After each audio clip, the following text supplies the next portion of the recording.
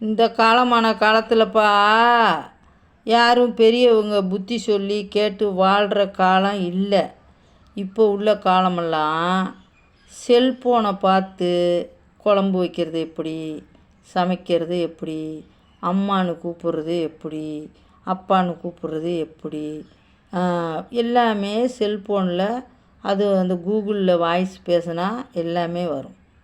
அதை கண்டு தான் உலகம் வாழ்ந்துக்கிட்டு இருக்க ஒழிஞ்சு பெரியவங்க சொல்லலாம் கேட்டு வாழ்கிறதுக்கு இப்போ இந்த உலகம் இல்லை, இது காலம் இல்லை. அப்படி இருக்கையில் அவங்க புத்திக்காக வாழணும். செல்ஃபோனை கண்டறிஞ்சு தொழில்நுட்பங்களை கண்டறிஞ்செலாம் வாழக்கூடாது. நம்ம புத்திக்கு எப்படி வாழணும்னு யோசித்து வாழ பார்க்கணும். 2வது, அப்பா அம்மாவை ரொம்ப உயிருக்கு மேலே நேசிக்கணும். ஒரு நாட்டை எப்படி நேசிக்கிறோம், ஒரு மண்ணை எப்படி நேசிக்கிறோம், அதே போல் தாய் தந்தையரை எல்லாத்தையும் கடந்து நேசிக்கணும். அவர்களுக்கு கடவுள் இரட்டிப்பான ஆசியும் ஆசீர்வாதத்தையும் கொடுப்பாரு. கேட்டிங்களா?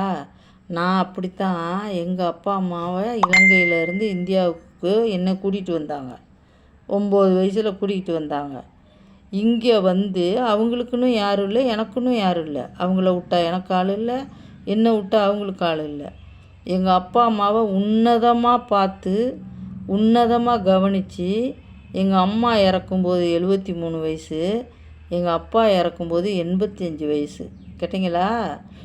அந்த வயசு வரைக்கும் அவங்கள பராமரித்து குழந்த மாதிரி தொட்டி கட்டி அவங்கள ஆட்டி வளர்த்த மாதிரி நான் செஞ்சு அவங்கள அடக்கம் செஞ்சேன். அதுவும் இந்த இந்தியாவில், இந்த தமிழ்நாட்டில் பெட்டியில் வச்சு கொண்டுக்கிட்டு போகக்கூடாதுன்னு சொல்லுவாங்க. நான் பெட்டி அடித்து